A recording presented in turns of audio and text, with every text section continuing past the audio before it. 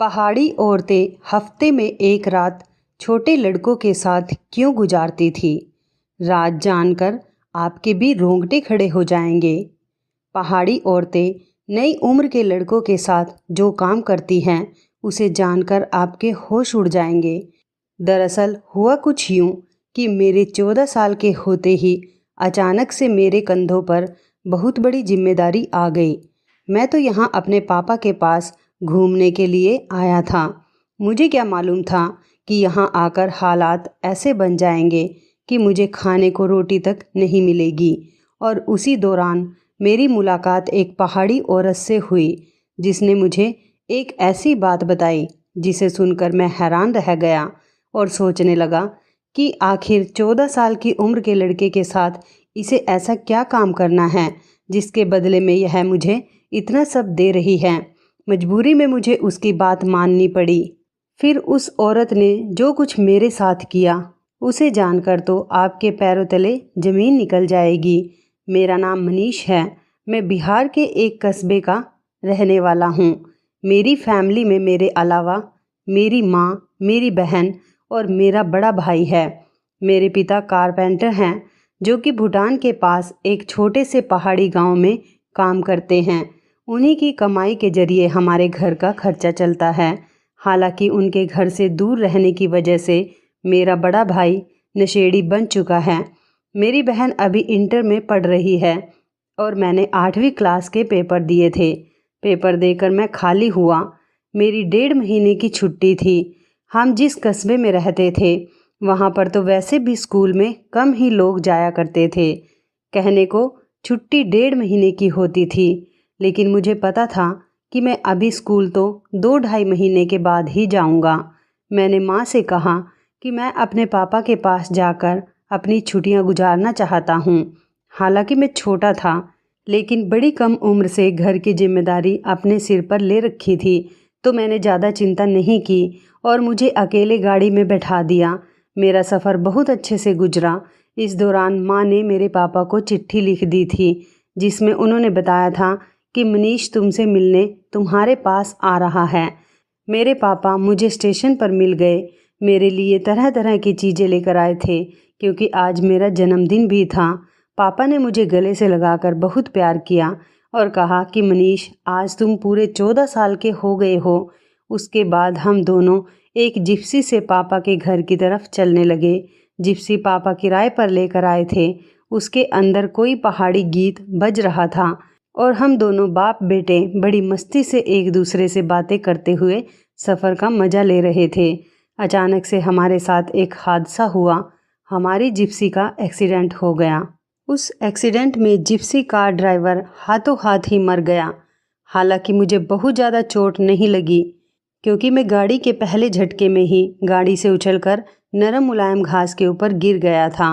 लेकिन मेरे पापा बहुत बुरी तरह से घायल हो गए थे, जिसकी वजह से मुझे उन्हें हॉस्पिटल लेकर जाना पड़ा। हॉस्पिटल में मैं गुमसुम सा खड़ा था। तभी पापा के दोस्त आए। उन्होंने मेरे कंधे पर हाथ रखकर मुझे तसल्ली दी और कहा कि बेटा तुम चिंता मत करो, तुम्हारे पापा जल्दी ही ठीक हो जाएंगे। हालांकि हैसियत में मेरे पापा के दोस्त भी ऐसे नहीं थे जिन्हें देखकर लगता है कि वो बहुत पैसे वाले हैं। वो भी एक गरीब किस्म के आदमी थे जो कि बिहार से ही यहाँ पर काम करने के लिए आए थे। तभी डॉक्टर भी वहाँ आया। उसने जो बात बताई उसे सुनकर तो मेरी जान ही निकल गई। मैं यहाँ पहाड़ पर अपनी छुट्टियाँ बिताने और घूमने और मज़े करने के लिए आया था। मैं कुछ वक्त अपने पापा के साथ यहाँ गुजारना चाहता था। अपनी माँ से बड़ी जिद करके इतने पैसों का इंतज़ाम किया था कि किसी तरह अपने पापा के पास भूटान के इस गांव तक आ जाऊं। पर यहाँ आकर तो मेरे ऊपर मुसीबत का ऐसा पहाड़ टूटा कि जिसकी कोई हद ही नहीं थी। पापा को देखकर मेरे आंसू रुकने का नाम ही नहीं ले रहे थे। उनकी हालत बहुत ज़्यादा बुरी थी। उनका पूरा शरीर पट्टियों में लिपटा हुआ था। डॉक्टर कह रहे थे कि उनके हाथों और पैरों की हड्डियाँ टूट गई हैं और इन्हें ठीक होने में कम से कम 3 महीने तो लगेंगे। पापा के दोस्त ने तुरंत उस कंपनी को फ़ोन किया जहां पर वो दोनों काम करते थे, ताकि उनकी कंपनी बुरे वक्त में मेरे पापा की मदद कर सके। लेकिन कंपनी के मालिक ने ये बात सुनकर उनसे साफ साफ कह दिया कि हम कोई भी खर्चा नहीं उठाएंगे और अब 6 महीने तक हमारे पास उनके लिए कोई काम नहीं है। हमने उनकी जगह किसी और को रख लिया है। कुछ दिन के बाद जब पापा होश में आए तब उन्हें ये बात पता चली तो वो बुरी तरह से रोने लगे, क्योंकि पापा के ऊपर पूरे घर की जिम्मेदारी थी। इस वजह से पापा यहाँ भूटान के पहाड़ी गांव में काम करने के लिए आए थे। यहाँ आकर पापा दिन रात पूरी लगन से काम करते थे, जिसकी वजह से हम लोग घर में सुकून की ज़िंदगी गुजार पाते थे। लेकिन अब तो पापा का काम ही चला गया था। उन्हें समझ नहीं आ रहा था कि यह बाकी का टाइम कैसे कटेगा, और यही सोचकर पापा की तबीयत और ज़्यादा ख़राब होने लगी थी कि अब आगे क्या होगा। पापा को इतना परेशान देखकर मुझे बहुत तकलीफ़ हुई कि मैं यहाँ पर आने की अगर जिद नहीं करता तो नहीं पापा मुझे उस गाड़ी से लेने आते और ना ही हमारा एक्सीडेंट होता। मेरी नज़र में तो पापा की हालत का जिम्मेदार मैं खुद ही था। अस्पताल वालों ने 1 हफ्ते में पापा को छुट्टी दे दी थी। फिर मैं पापा के साथ उनके छोटे से घर में वापस आ गया। ये घर लकड़ी के झोपड़ी के जैसा था और पापा मुझसे कहने लगे कि अब हमें अपने गांव वापस जाना पड़ेगा, क्योंकि इस हालत में तो मैं यहाँ पर रह भी नहीं सकता। मैं तो किसी भी काम को करने के काबिल ही नहीं रहा, और जब कंपनी मेरा खर्चा उठाने से मना कर चुकी है तो अब यहाँ रहना किस काम का। जो पैसा मैंने जमा किया हुआ है वो भी यहाँ रहे तो धीरे धीरे सारा खर्च हो जाएगा। इससे बेहतर यह है कि हम दोनों घर चलते हैं। लेकिन यह सुनकर तो मैं परेशान हो गया, क्योंकि मुझे पता था घर का हाल क्या है। बड़ा भाई पूरी तरह से नशे का आदी बन चुका है और घर की सारी जिम्मेदारी पापा के ऊपर थी। और पापा को इस हाल में देखकर घर में माँ और बहन दोनों ही बहुत ज़्यादा परेशान हो जाएंगी। मैंने पापा को तसल्ली दी कि आपकी तबीयत कुछ बेहतर हो जाए तब हम घर वापस जाने का सोचेंगे। उस वक्त तो पापा टिकट लेने के काबिल भी नहीं थे और मैं इतना बड़ा भी नहीं था कि ये सब काम अकेले कर सकूं। लेकिन मेरा वापस जाने का कोई इरादा नहीं था।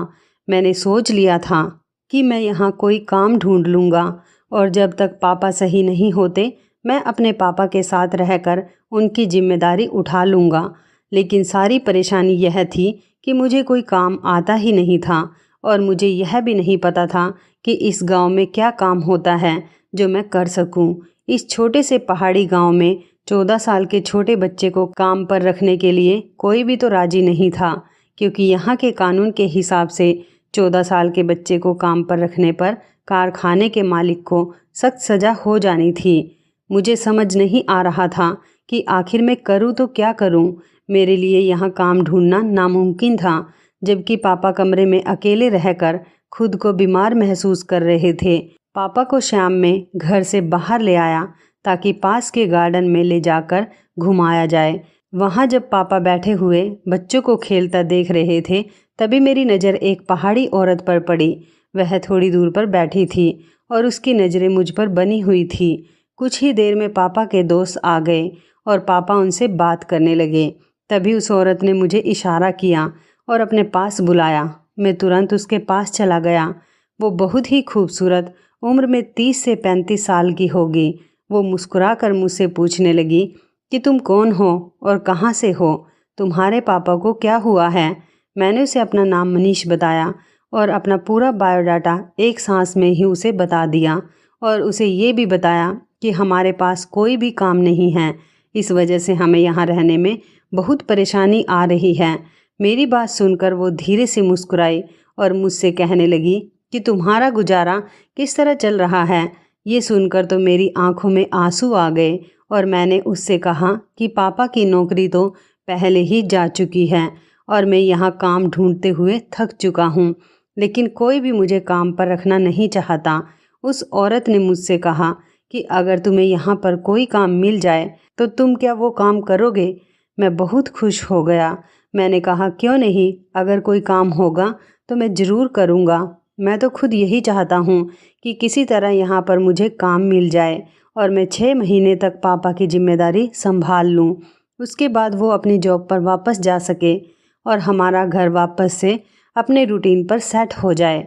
मेरी बात सुनकर वो भी खुश हो गई और मुझसे कहने लगी कि तुम मुझे बहुत पसंद आए, मुझे तुम्हारे जैसे ही किसी लड़के की तलाश थी जो कि मेहनती हो और कोई भी काम करने को राजी हो, यहाँ तक कि अपने घर वालों की खातिर अपनी जान तक देने के लिए राजी हो। मैंने हैरानी से उससे पूछा कि आपके पास मेरे लिए कोई काम है? उसने कहा कि हाँ, मेरे पास है, बल्कि तुम्हारे लिए तो बहुत अच्छा काम है जिसे करके तुम्हें खुशी भी होगी और तुम्हें बहुत पैसे भी मिलेंगे। सच बता रही हूँ, तुम बहुत मज़ा करोगे। उसकी बात सुनकर मैं खुश हो गया। आखिर में एक छोटा सा बच्चा ही तो था। मुझे तो ऐसा लगा जैसे मेरा मांगा हुआ कोई खिलौना मुझे मिल गया। इससे अच्छी तो कोई बात ही नहीं हो सकती थी। मैंने उससे कहा कि ठीक है, आप बस मुझे काम बता दीजिए, मैं अपने पापा से बात कर लूँगा। कहने लगी कि तुम्हें रोज़ सुबह से शाम तक मेरी कोठी पर आना होगा। 1 हफ्ते में मैं तुम्हें ट्रेनिंग दूंगी और उसके बाद तुम्हें काम बता दिया जाएगा, लेकिन तुम्हें पूरे हफ्ते का पैसा दिया जाएगा। उसने मुझे अपनी कोठी का पता समझा दिया और कहने लगी कि मैं तुम्हारा इंतज़ार करूँगी। अगर तुम मेरे घर आए तो मुझे बड़ी खुशी होगी। वो बहुत अच्छे से मुस्कुरा मुस्कुरा कर बात कर रही थी। मैंने उससे कहा कि आप मुझे काम तो बताइए, तो मुस्कुरा कर कहने लगी, मनीष बेटा, इतनी भी क्या जल्दी है, पहले तुम आ तो जाओ। मैं उससे कोई और सवाल पूछता कि तभी मेरे पापा ने मुझे आवाज़ दे दी। उनके चेहरे पर तकलीफ़ साफ नज़र आ रही थी। शायद उनसे बैठा नहीं जा रहा था। मैं फ़ौरन पापा को लेकर घर की तरफ निकल पड़ा। रास्ते में पापा ने पूछा कि वो पहाड़ी औरत कौन थी और तुमसे क्या बातें कर रही थी। मैंने पापा को बता दिया कि वो औरत मुझे अपनी कोठी पर बुलाकर काम करवाना चाहती है। शायद उसे घर का कोई काम हो या फिर उसे मुझसे घर का सामान मंगवाना हो, वरना भला छोटे से बच्चे से औरत को क्या काम होगा। मेरी बात सुनते ही पापा ने साफ मना कर दिया और कहा कि अभी तुम सिर्फ 14 साल के हो, अभी तुम बच्चे हो, तुम यहाँ घूमने के लिए मेरे पास आए थे, मैं तुम्हें किसी काम पर नहीं जाने दूंगा।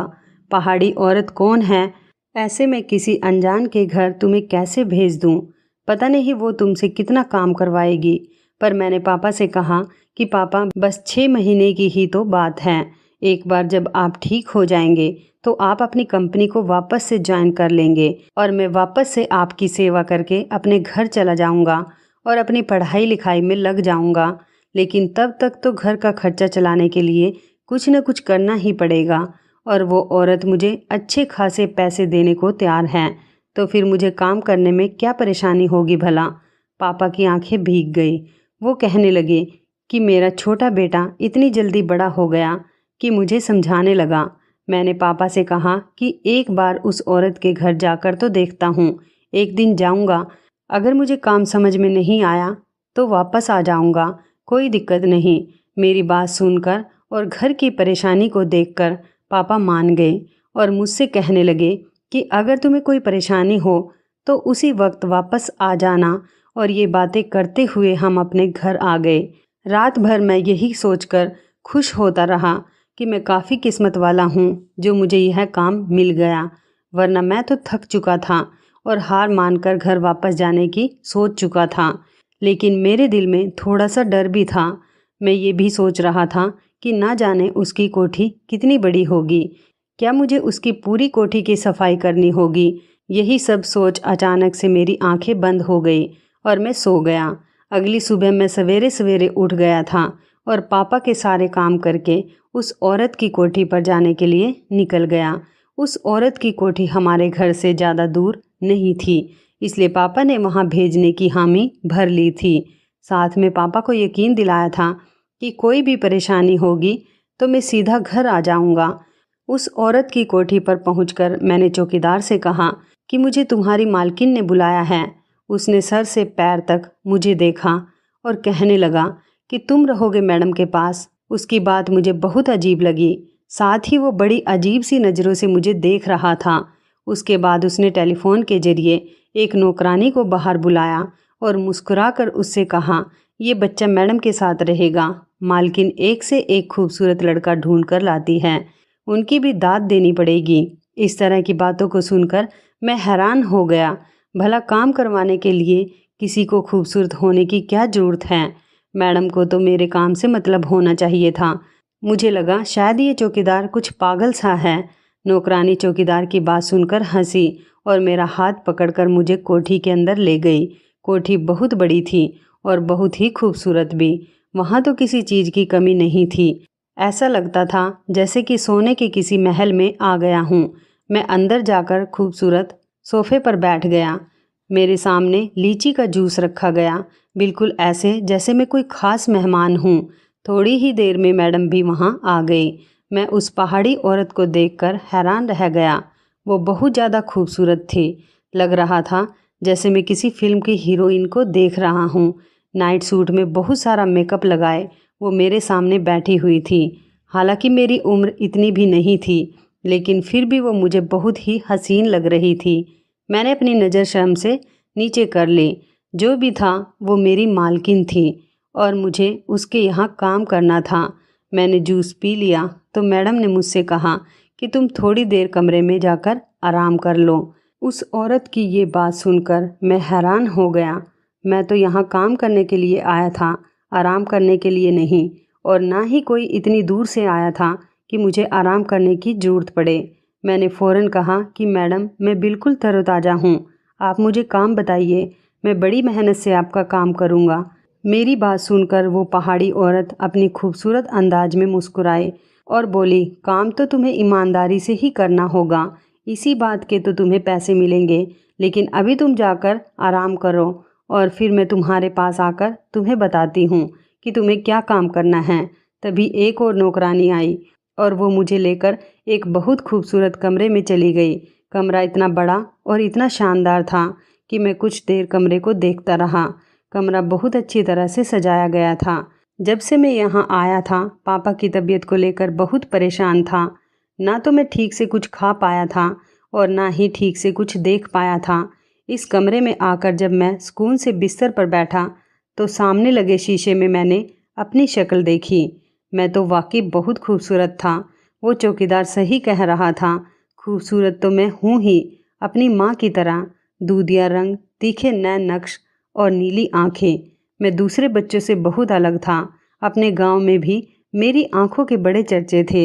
हर कोई कहता था कि ये बच्चा तो ऐसा लगता है कि किसी अमीर के घर पैदा होता। यहाँ कहाँ पर कीचड़ में कमल खिल गया। कुछ ही देर गुजरी थी कि कमरे का दरवाज़ा खुला और वो पहाड़ी औरत एक खूबसूरत लड़की को लेकर मेरे पास आई।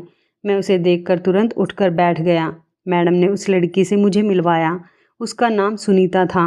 मैडम कहने लगी कि ये तुम्हें आज से उठने बैठने रहने सहने का तौर तरीका सिखाएगी, इस देश में कैसे रहा जाता है, कैसे बात की जाती है, और तुम्हें यहाँ की थोड़ी सी भाषा भी सिखा देगी। मैडम की ये बात तो मुझे बहुत अजीब लगी। आखिर मुझे घर के काम करने के लिए पहाड़ी तौर तरीके सीखने की क्या ज़रूरत थी, और उठने बैठने के तरीके तो मुझे पहले से ही मालूम थे। फिर मैडम सुनीता नाम की खूबसूरत लड़की को मेरे पीछे क्यों लगा रही थी। तभी वो कहने लगी कि एक हफ्ते तुम्हें यह सब सीखना है और उसके बाद तुम मेरे काम के बन जाओगे। ये पूरा एक हफ्ता तुम्हें सुनीता के साथ ही बिताना है। वो तुम्हें छोटी से छोटी बात सिखाएगी। मैडम मुझे सुनीता के हवाले करके कमरे से चली गई। बहुत ही खूबसूरत औरत थी और बहुत ही अच्छे तरीके से मुझे हर चीज़ सिखा रही थी। यहाँ तक कि लोगों के सामने कैसे बैठना चाहिए, कैसे बात करनी चाहिए और अपने आप को खूबसूरत कैसे बनाना चाहिए। हालांकि एक बात मैं समझ नहीं पा रहा था कि एक नौकर को इतनी ज़्यादा ट्रेनिंग देने की क्या ज़रूरत थी। पहले दिन जब मैं शाम को घर लौटा तो पापा मेरी फ़िक्र में बहुत परेशान हो रहे थे। वो मुझे देखते ही कहने लगे कि आज मैं सारा दिन तुम्हारे बारे में ही सोचता रहा। बताओ तो ज़रा, पहले दिन तुमने क्या क्या काम किया। उस औरत ने तुमसे बहुत ज़्यादा मेहनत तो नहीं कराई। मैंने पापा को बताया कि मुझे सिर्फ उठने बैठने के, पहाड़ी ज़िंदगी जीने के तरीके सिखाए गए। मेरी बात सुनकर पापा मुस्कुरा दिए। पापा को मुस्कुराता हुआ देखकर मैं हैरान हो गया और उनसे पूछा कि ऐसा क्यों। पापा कहने लगे कि पहाड़ी लोग बहुत अजीब होते हैं। एक बिल्ली भी पालते हैं तो उसकी नस्ल देखते हैं, फिर तुमको बिना कुछ सिखाए कैसे अपने घर में काम पर रख लेते। यकीनन वो तुम्हें पहले अपने तौर तरीके सिखाएंगे ताकि तुम उनकी कोठी में ढंग से रह सको। चलो अच्छा है, इस तरह तुम्हें बहुत कुछ सीखने को मिलेगा और मुझे यह जानकर बड़ा सुकून मिला कि तुम पर काम का कोई बड़ा बोझ भी नहीं है। मनीष बेटा, बहुत दिल लगाकर और मेहनत से सब कुछ सीखना। जब मैं सही हो जाऊंगा और वापस अपनी नौकरी पर चला जाऊंगा तब तुम्हें वापस घर भेज दूंगा और तुम्हें यह अच्छे तरीके से सीखकर अपनी ज़िंदगी में फ़ायदा होगा। तुम्हारी माँ तुम्हारे बिना इतने दिन रह नहीं पाएगी। मैं चाहता हूँ कि जल्द से जल्द मैं तुम्हें घर वापस भेज दूँ। पापा ठीक ही तो कह रहे थे, मेरे बिना मम्मी आखिर कैसे दिन गुजार रही होगी। इसके बाद तो ये रूटीन बन गया। मैं रोज़ सुबह मालकिन की कोठी पर जाता। मुझे वहाँ पर अच्छे से अच्छे कपड़े पहनने के लिए दिए जाते, अच्छे से अच्छा खाना दिया जाता, मेरे बालों को बहुत खूबसूरत स्टाइल से बनाया जाता, मुझे हर तरह की चीज़ें मुहैया कराई जाती। 4 दिन में मेरे ही अंदर बहुत ज़्यादा बदलाव आ गया था। मैं खुद को शीशे में देखकर पहचान ही नहीं पा रहा था कि मैं वही 14 साल का मनीष हूँ। यहाँ का खाना पीना मेरी सेहत को बहुत लग रहा था। मुझ पर कोठी में घूमने फिरने पर भी कोई रोक टोक नहीं थी। जहाँ मर्जी वहाँ जाता, जैसे मर्जी वैसे रहता। ऐसा लगता जैसे कि मैं मालकिन का बेटा हूँ। अब तक मैंने यहाँ किसी काम को हाथ भी नहीं लगाया था, लेकिन एक बात मुझे बड़ी अजीब लग रही थी। मैंने कभी भी उस पहाड़ी औरत के पति को नहीं देखा था, जबकि वो शादीशुदा औरत थी। उनके तो बच्चे भी नहीं थे, लेकिन उनके पति के साथ उनकी फ़ोटो लगी हुई थी। मैंने एक बार नौकरानी से पूछा कि मैडम के पति कहाँ हैं, तो उसने इतना ही बताया कि हमारे साहब तो काम के सिलसिले में हमेशा शहर से बाहर ही रहते हैं। उनका बहुत बड़ा कारोबार है, वो बस रात को ही घर पर आते हैं। मैं देखता कि वो पहाड़ी औरत तैयार होकर पूरे घर में टहलती रहती या फिर शॉपिंग के लिए बाहर निकल जाती। जब से मैंने सुनीता से तौर तरीके सीखे थे, मैडम मुझे भी अपने साथ मार्केट ले जाती।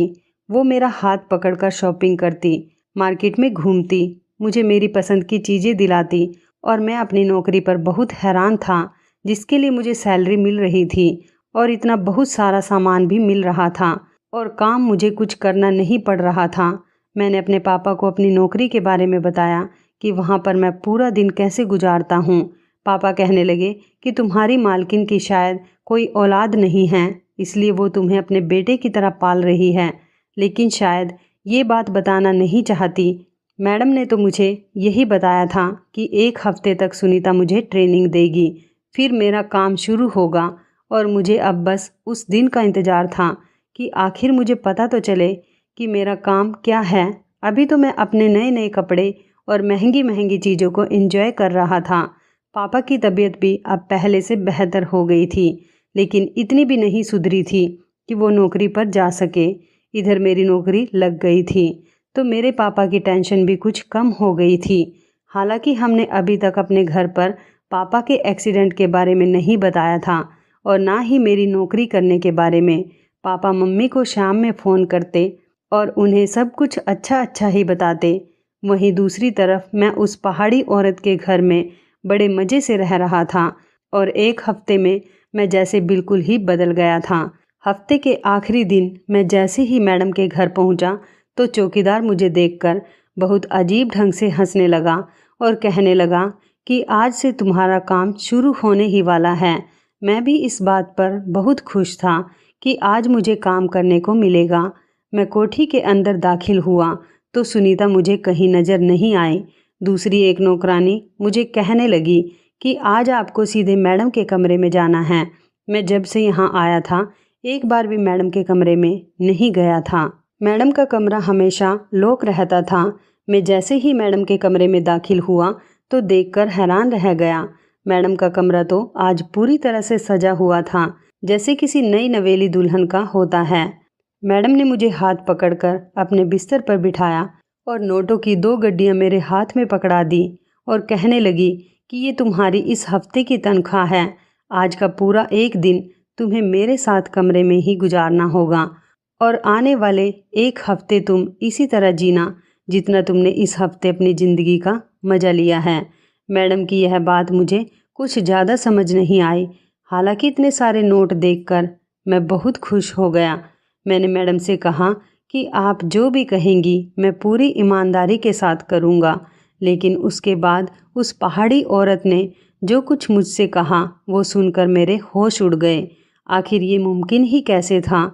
मैं उस पहाड़ी औरत के साथ ऐसा कैसे कर सकता था? मैं अभी 14 साल का छोटा सा बच्चा था और जिस चीज़ की ख्वाहिश मेरी मैडम कर रही थी वो मेरे लिए मुमकिन ही नहीं था। हालांकि मेरा नन्हा सा दिल उनकी अदाओं से और इस कमरे की खुशबू से पिघलता जा रहा था, लेकिन फिर भी मैंने अपने ऊपर कंट्रोल रखा और उनसे कहा कि मैं यह सब नहीं कर सकता। तो यह सुनकर वो मुझसे कहने लगी कि मैंने पूरा 1 हफ्ता तुम्हें हर तरह की आज़ादी दी है, तुम्हें तौर तरीके सिखाए, अपने काबिल बनाया। अब तो तुम इस काम से मना नहीं कर सकते।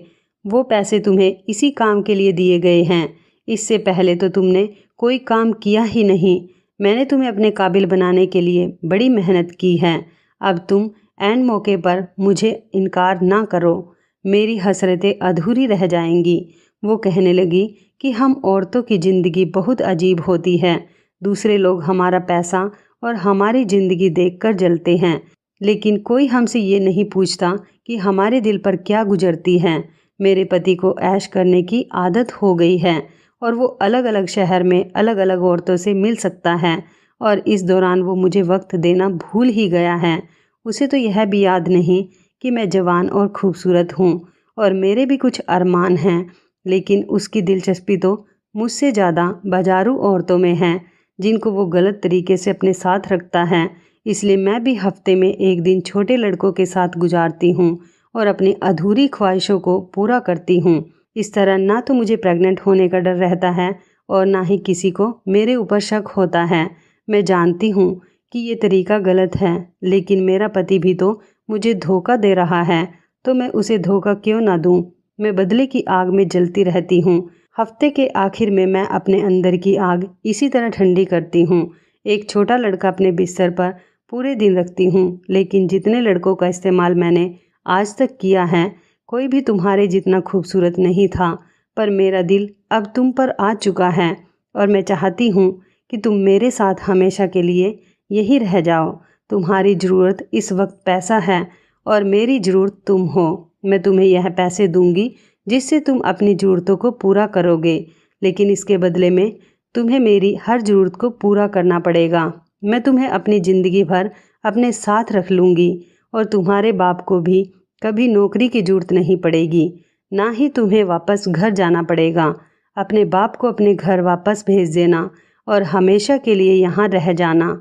मैं छोटा था लेकिन बदअकल नहीं था। मैडम की एक एक बात मेरी समझ में आ रही थी और मेरे दिमाग में मेरी माँ की बातें चल रही थी। मैंने वो सारे पैसे मैडम के हाथ में पकड़ा दिए और साफ शब्दों में कहा कि मुझे हराम के इन पैसों की ज़रूरत नहीं है। मैं पाप के इस रास्ते पर चलकर पैसा कमाना नहीं चाहता। मैडम मुझे रोकती रह गई, लेकिन मैंने उनकी एक न सुनी। पैसे की चमक भी मुझे रोक नहीं पाई और उनकी खूबसूरत जवानी भी और उनकी अदाएँ भी, कुछ भी मुझे रोक नहीं पाया, क्योंकि मेरी माँ की परवरिश मेरे लिए बहुत ज़्यादा अहम थी। जो कुछ भी मेरी माँ ने मुझे सिखाया था कि बेटा हमेशा सीधे रास्ते पर चलना, कभी भी कुछ करने के लिए गलत रास्ते का इस्तेमाल मत करना। मैं भागता हुआ उस कोठी से बाहर निकला और वापस गिरता पड़ता अपने पापा के पास आ गया। मैंने अपने पापा से आकर कहा कि अब हमें यहाँ से चलना चाहिए, क्योंकि हमारा यहाँ रहने का कोई मकसद नहीं है। ये लोग बहुत जालिम हैं। हम वापस अपने देश चलते हैं। एक रोटी खाएंगे लेकिन इज्जत से जिएंगे। आपके थोड़ी सी बीमारी पर कंपनी वालों ने आपको बाहर निकाल दिया, जबकि आप सालों से उनके पास नौकरी कर रहे थे। उन्होंने इस बात का लिहाज भी नहीं किया और मुझे उस औरत ने धोखे से अपने घर बुलाया, जो कि अपने जिस्म की भूख मुझसे मिटाना चाहती थी। चौकीदार का मुस्कुराता चेहरा मुझे आज समझ आ रहा था। मैं अपने पापा के साथ वापसी का टिकट ले चुका था और अब आने वाली मुश्किलों को सोच रहा था। मेरी जिंदगी मुश्किलों भरी जरूर थी, लेकिन पाप से भरी हुई नहीं थी। मेरी माँ ने मुझे बताया था कि जिंदगी देना इंसान के हाथ में नहीं है, बल्कि भगवान के हाथ में है। लेकिन उस जिंदगी को कैसे गुजारना है, यह हमारे हाथ में है। और मुझे यकीन था कि ऊपर वाले ने मेरे लिए कोई ना कोई इंतजाम कर रखा होगा। दोस्तों, पहले के लोग और थे, लेकिन आज के लोग ऐसे हैं जो दूसरों की मजबूरी का फ़ायदा उठाते हैं। दौलत ने उन्हें अपनी इज्जत से भी भटका रखा है। उन्हें इस बात का अंदाज़ा भी नहीं है कि वो कितना गलत कर रहे हैं। अगर आप इस कहानी के आखिर तक आ चुके हैं तो याद रखिए, आपको गलत काम करने के मौके बहुत मिलेंगे, लेकिन फ़ैसला आपको ही करना होगा। जब तक आप सही रास्ते पर रहेंगे, आपके साथ कभी भी कुछ गलत नहीं होगा। तो इस कहानी के बारे में आपकी क्या राय है, कमेंट करके ज़रूर बताइएगा। दोस्तों, आपको हमारी ये मज़ेदार कहानी कैसी लगी, आप हमें कमेंट बॉक्स में ज़रूर बताएं। यदि आपके पास भी ऐसी कोई प्यारी सी कहानी है या फिर ऐसी कोई कहानी जिससे कुछ शिक्षा मिले, तो आप हमारे साथ उसको ज़रूर शेयर करें। दोस्तों, यदि आपको हमारी ये वीडियो अच्छी लगे तो आप हमारी इस वीडियो को लाइक शेयर ज़रूर करें और ऐसे ही दिल को छू लेने वाली प्रेरणादायक कहानियाँ सुनने के लिए हमारे चैनल को भी सब्सक्राइब करें। यदि आप हमें फेसबुक पर देख रहे हैं तो आप हमारे फेसबुक पेज को लाइक और फॉलो ज़रूर करें। तो दोस्तों, फिर मिलते हैं ऐसी ही ज़बरदस्त कहानी या टिप्स के साथ नई वीडियो में। तब तक के लिए आप सभी का धन्यवाद। आप सभी अपना ख्याल रखना। आपका दिन शुभ व मंगलमय हो।